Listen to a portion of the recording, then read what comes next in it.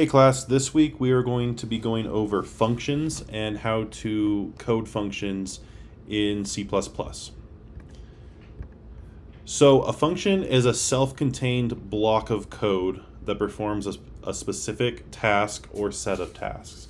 So basically what that means is when you get a block of code, of procedural code, you can make it into a function and just call that over and over. So it's really useful because without functions, if you ever had to repeat the same code, you would have to repeat those lines again. If you make it a function, then all you have to do is just call that function each time. So for obvious reasons, the reasons to use a function are for organization, to kind of keep your code simple, to reduce the number of lines that you're coding, reusability, because you can be calling the same block of code over and over again, and it's easier to debug. If something goes wrong, it's not on line 890. It would be in the 10 or so lines of your function, hypothetically. So in C++, like everything else you've learned with this language, it's a little heavy in the syntax and can be a little odd at first.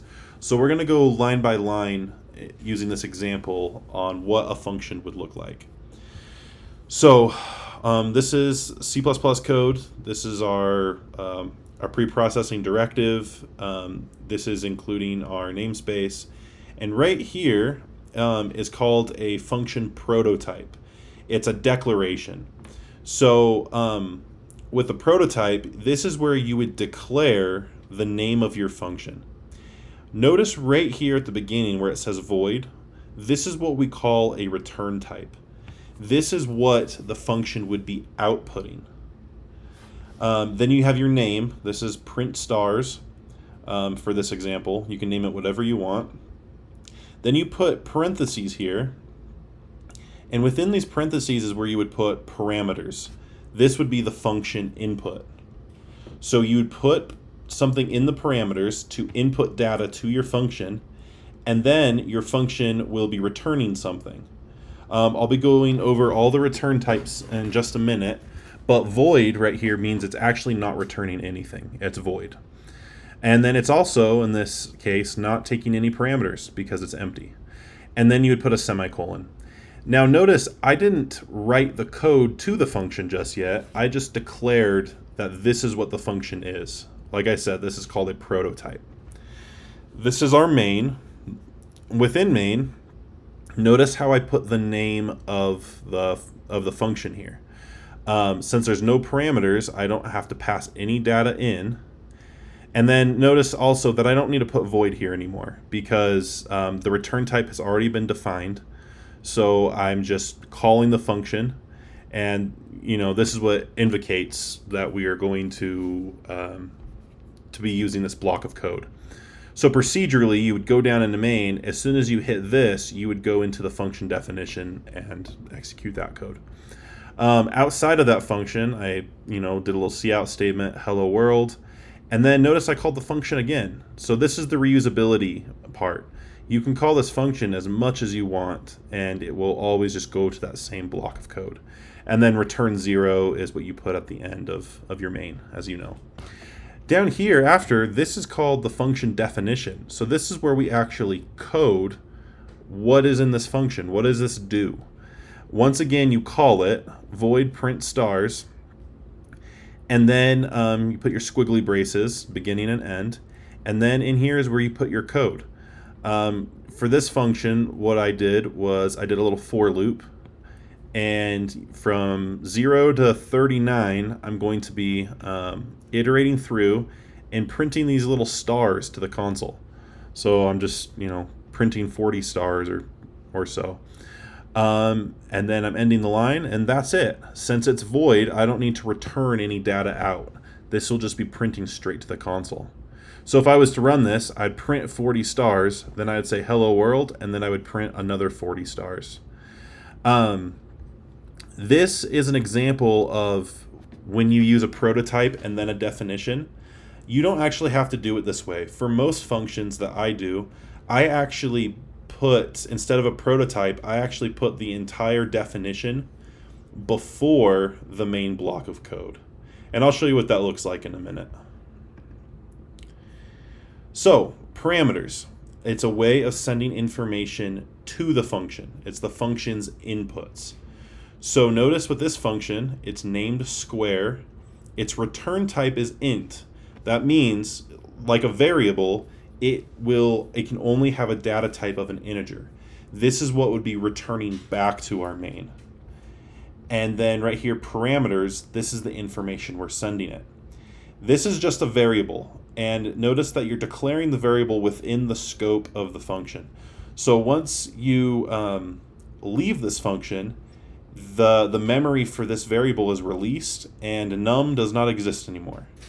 A lot of times people will name their parameters the same thing that they're naming in their main. That's totally cool. I do that all the time, but you do not have to do that.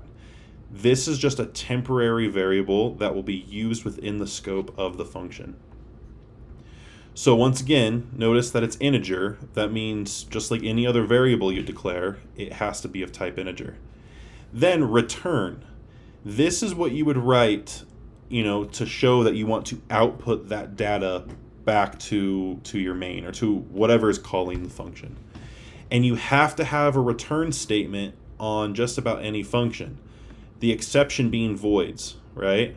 Void means you are not doing a return type, so there's no return here. But anything else, I have to return an integer. And so what am I doing in this function? I'm taking num times num, and I'm returning that. So this function would be if I want to square a number, right? 2 squared, 3 squared, so forth. I would input a 3 here, and then it would be 3 times 3, and that is what would be returning. So a function prototype and declaration. So like I said in that first slide, a prototype is where you would define what that function is, and the definition is where you define what that function does. And you would put the prototype before your main, and then you would put the definition after. And like I said, you do not have to do it this way. Oftentimes, I just put the definition, this whole thing, I just put that one time at the top, and then you don't have to do a prototype if that's what you decide to do.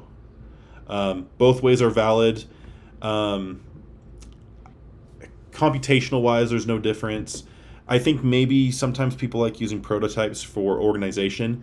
It's like declaring your variables at the top of your program. If you have all your prototypes at the top, it may be easier for another coder to see, what functions are used in this program. But like I said, I usually do I don't do a prototype, I just do definitions. Either way is valid. Okay, default values. Sometimes when you pass things in a parameter, you can give it a starting value. So in this case, in this prototype, I'm doing a function called add.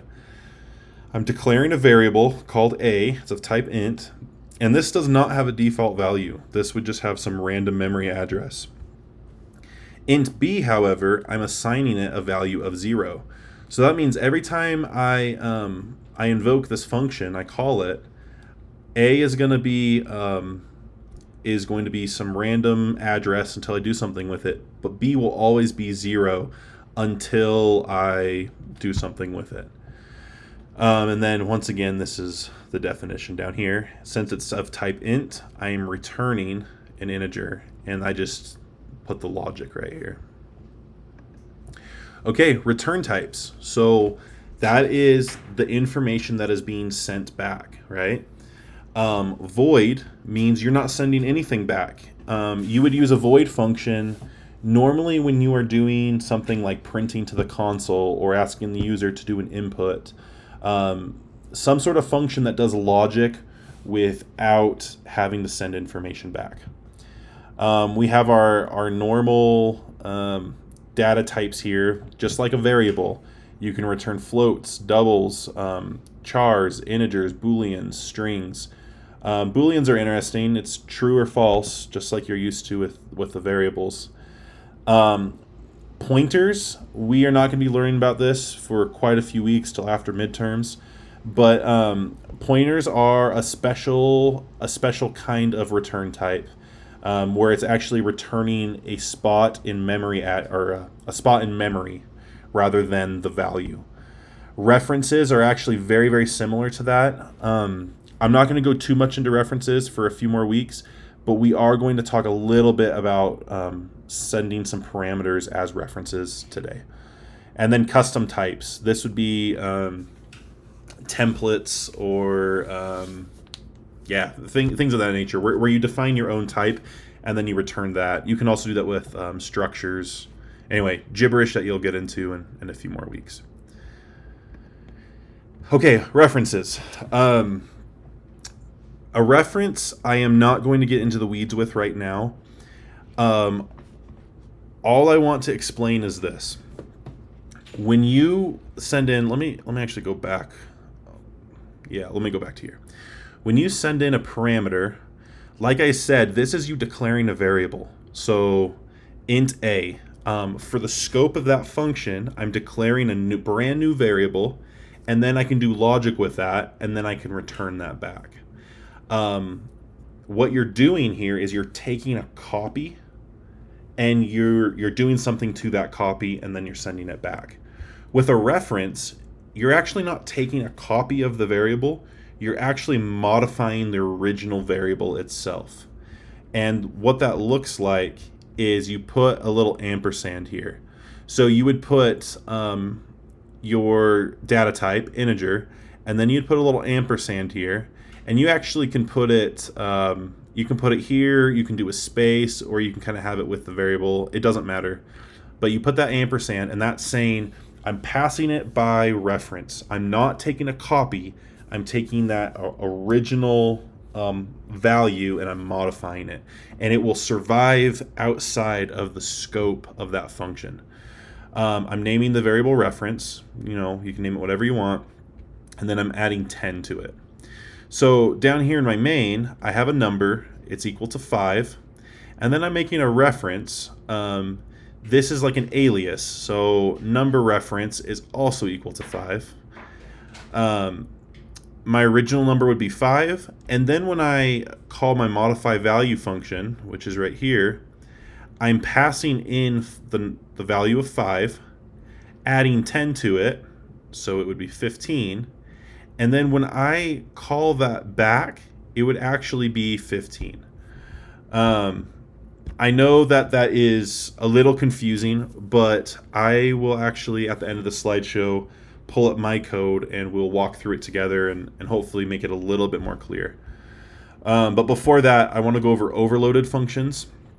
We're not going over this in detail for a few more weeks, but it's good to be exposed to it.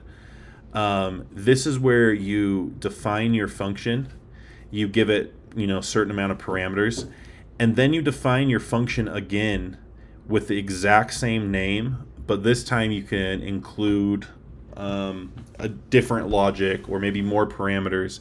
And this would allow you to use either function. So down here I'm using add, but I'm only doing 2 parameters. But then right here I'm doing add and I'm doing 3 parameters. And I can do that because I've defined the 2 parameter one and I've defined the 3 parameter one. This is called overloading. And then right here I did it a third time, but instead of adding numbers, I'm actually concatenating strings. So notice that I can use add with 2 numbers, 3 numbers, or strings. So that's not too bad. So that is kind of a bird's eye view of functions. Now I kind of want to show you in real time some code and what that would look like. Let me comment this out. So what I have here is just a really simple program. I have 2 numbers, and then I'm printing out, enter the first number, and then the user would input it, enter the second number, the user would input it, and then it creates a new variable called solution, and I'm taking num1 plus num2. And then it'll say num1, num2, the first number plus the second number is the solution.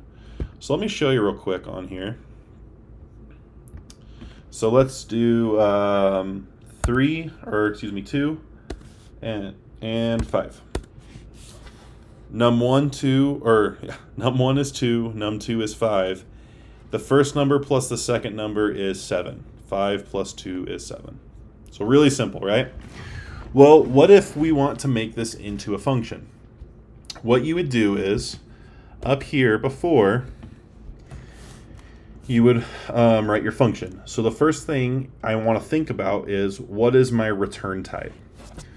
Well, if I want this function to kind of do this logic right here, my return type would have to be an int, right? Because I'm returning the summation of two integers. So return type is int, and then I need to give it a name. I'll just name it add num.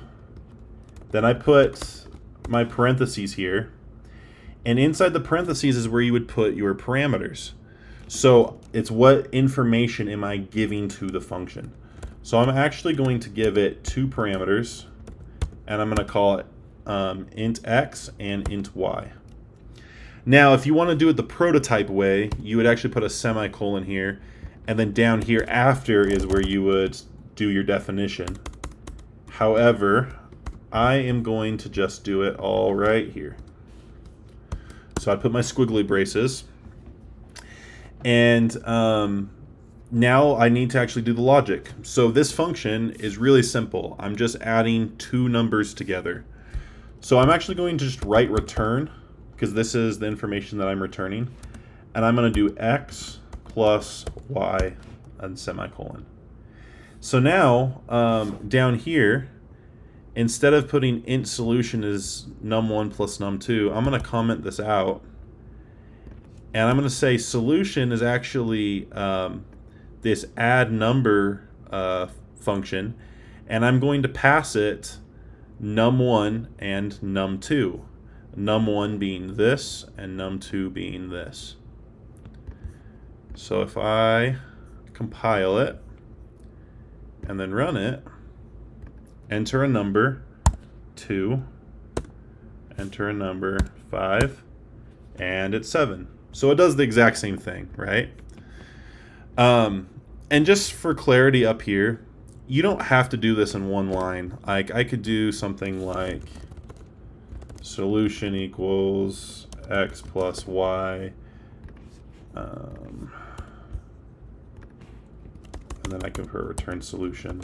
So with more complex programs, you're not gonna put everything on one line, right? This is just what is the final thing that you're sending back.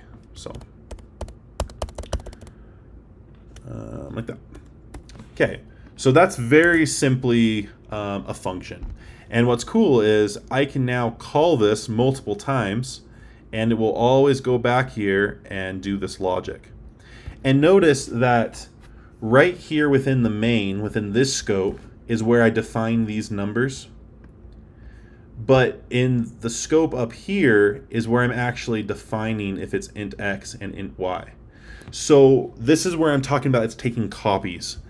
Int x is a brand new variable, but the value that is being assigned to it is the value I'm passing in. So it's like I'm doing this. If I did 2 and 5 again, it would be like saying x equals 2 and y equals 5. So now I have a copy here that's a 2, and now I have a copy here that's a 2. So I'm taking copies. And like I said, a lot of people will name their variables the same thing as what they're passing in. So I very easily could do num1 and num2, but I just wanted to emphasize that it's not the same thing. It's not the same variable that you're passing in. So that's why I did x and y.